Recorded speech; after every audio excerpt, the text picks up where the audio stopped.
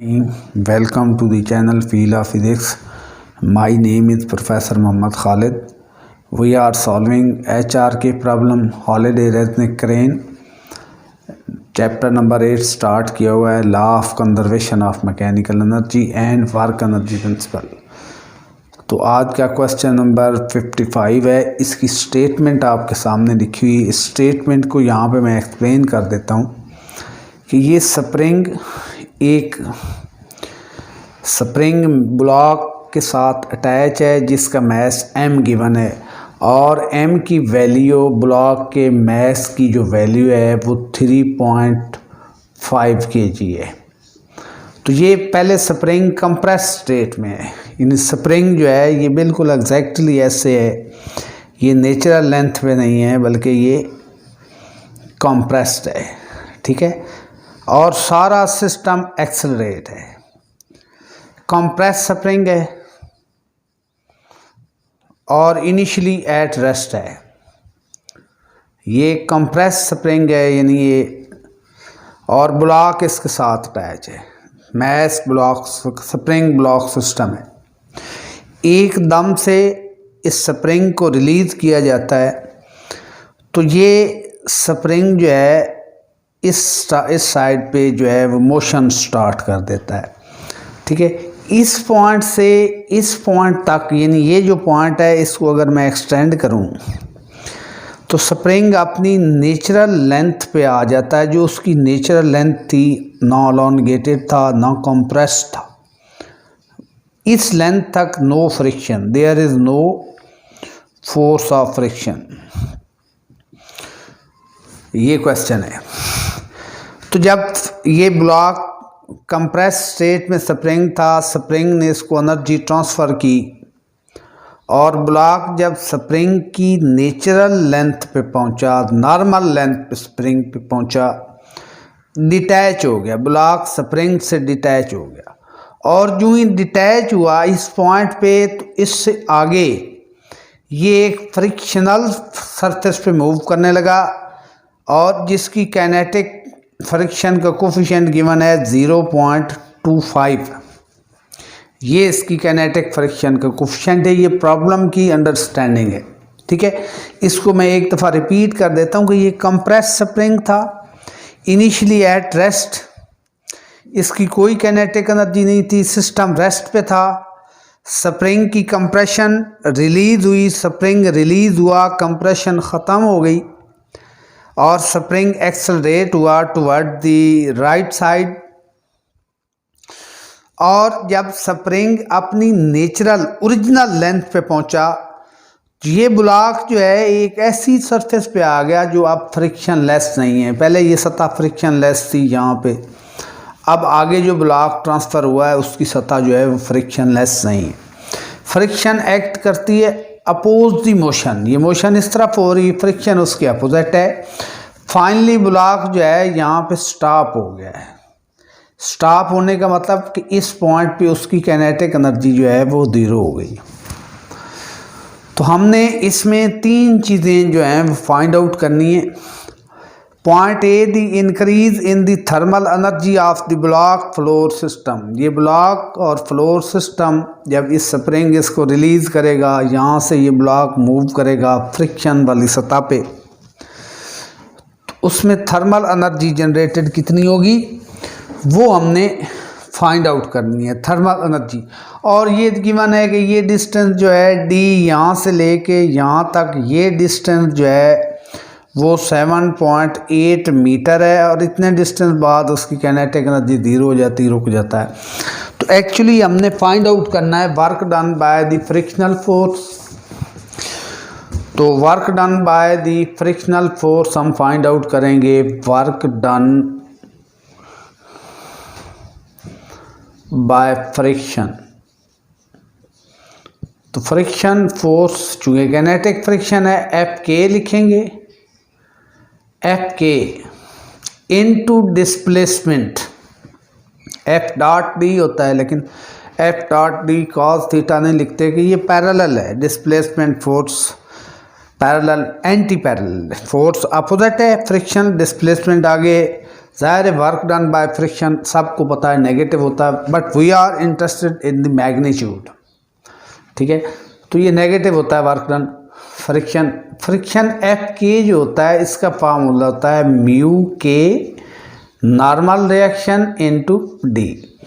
अब इसका normal reaction आप देखें कि नीचे इस पे फोर्स ऑफ ग्रेविटी एक्ट कर रही है mg, और exactly upward normal reaction act कर रहा है। n को आप mg के इक्वल लिख सकते हैं म्यू के इंटू mg इंटू डी। तो that is work done by force of friction F के इंटू डी। म्यू के की वैल्यू दे रखी है 0.25, मैस गिवन है 3.5, एक्सलेशन ड्यू टू ग्रेविटी की वैल्यू है 9.8 और डिस्टेंस 7.8 है।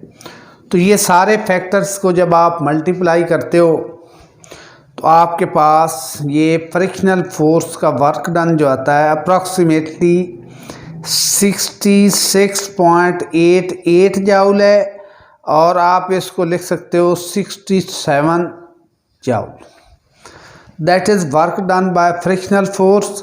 और यही फ्रिक्शनल फोर्स जो है ये कांटेक्ट फोर्स है फ्लोर और ब्लॉक के दरमियान, कांटेक्ट पे लगती है। इस फोर्स का वर्क डन नेगेटिव है और ये हीट जनरेट करती है, ये थर्मल एनर्जी जो है वो जनरेट करती है।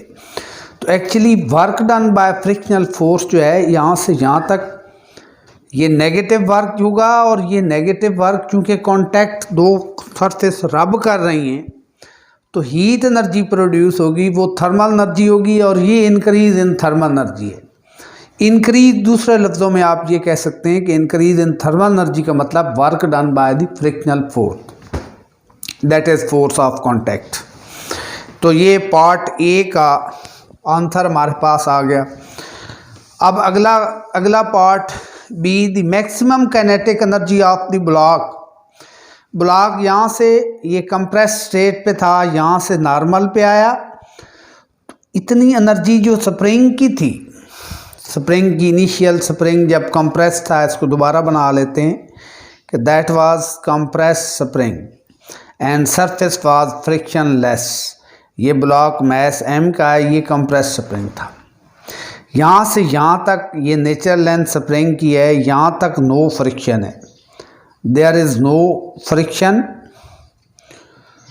तो अब इसमें एनर्जी का लॉस तो है नहीं। अब इस स्टेट पे आप देखें कि इनिशियल एनर्जी सिस्टम की वो टोटल एनर्जी है मैकेनिकल, वो कंजर्व्ड है।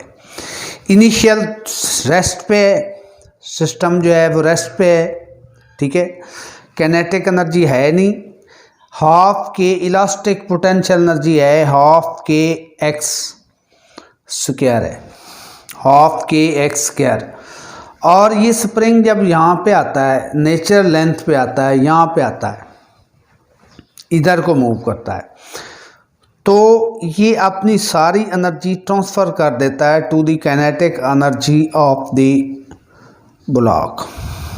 यहाँ तक कुछ नहीं, नो फ्रिक्शन है। ये जब स्प्रिंग कंप्रेस्ड है, देयर इज़ नो फ्रिक्शन, तो ये रिलेशन होल्ड करेगा, इट्स ओके, ये रिलेशन होल्ड करेगा।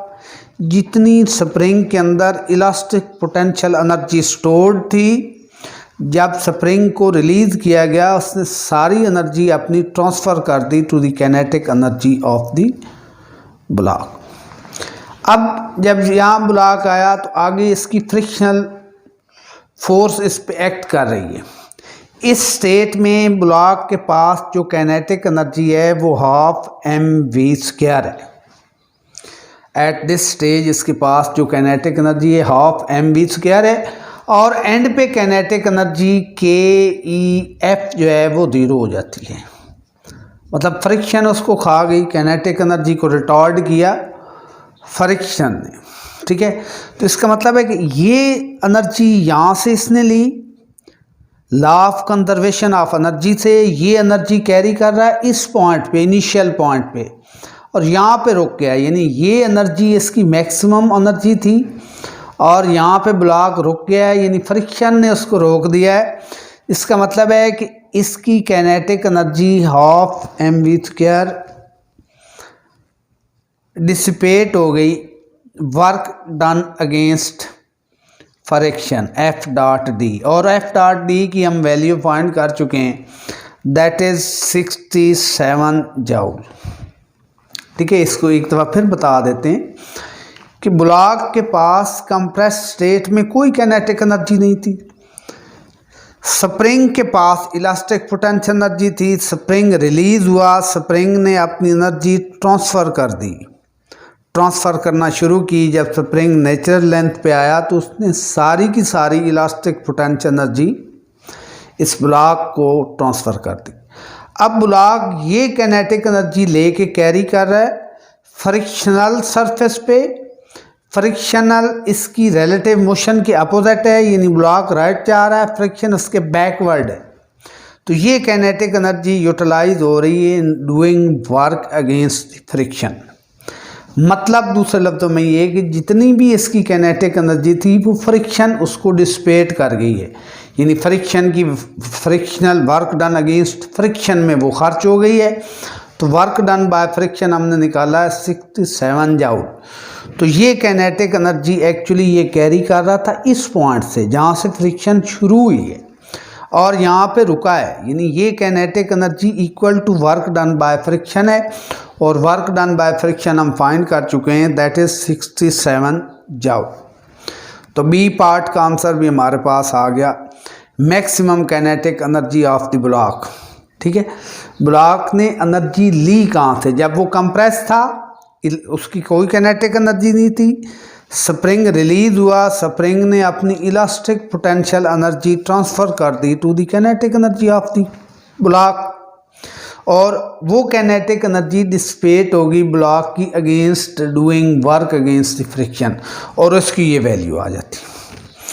नेक्स्ट क्वेश्चन है, इसका सी पार्ट है, ओरिजिनल कंप्रेस, कि ये जो स्प्रिंग था जब कंप्रेस स्टेट में था, ये इसकी कंप्रेस स्टेट है, तो ये कितना कंप्रेस था नेचुरल लेंथ से, ये कितना कंप्रेस था, वो डिस्टेंस डिस्प्लेसमेंट हमने डिस्टेंस जो है वो फाइंड आउट करना है। बड़ी सिंपल सी बात है कि हम फाइंड कर चुके हैं कि ब्लॉक एनर्जी जो हाफ mv² नेचुरल लेंथ पे थी, वो वर्क डन अगेंस्ट फ्रिक्शन थी 67 जूल। यही एनर्जी ब्लॉक ली स्प्रिंग से, यानी स्प्रिंग की elastic potential energy was converted into kinetic energy of the block. तो kinetic energy of the block further जाके उसमें कंज्यूम होगी, वर्क डन अगेंस्ट फ्रिक्शन में कंज्यूम हो गई। तो यहाँ से आप इसकी वैल्यू ना ये फाइंड कर चुके हैं 67 जूल। तो के की वैल्यू गिवन है, एक्स आप फाइंड कर सकते हैं, हाफ के की वैल्यू गिवन है 640, x² हमारा सब्जेक्ट है, ये फाइंड करना है 67। अच्छा, यहाँ से x² आ जाता है, x² की वैल्यू जो आ जाती है 2 × 67 ओवर 640। हम x फाइंड करना चाह रहे हैं, तो ये x² हटा के यहाँ पे आप अंडर रूट लगा दें, तो ये 0.46 मीटर, या इसको आप लिख सकते हैं 46 सेंटीमीटर। तो ये हमारा प्रॉब्लम जो है वो ख़त्म हो जाता है। तो सिंपल प्रॉब्लम है, अगर किसी को मसला हो वीडियो देख के तो नीचे कमेंट कर दिया करे, और आपको अगर ये वीडियो अच्छी लगे और इसको लाइक कर दें, इसको शेयर कर दें, सब्सक्राइब कर दें, ताकि हमारे जो BS बच्चे कर रहे हैं, BSc कर रहे हैं, या और बच्चे जो फिज़िक्स में इंटरेस्टेड हैं कंसेप्ट के हवाले से, उन तक ये वीडियो ज़्यादा पहुंच जाए। शुक्रिया, थैंक यू वेरी मच।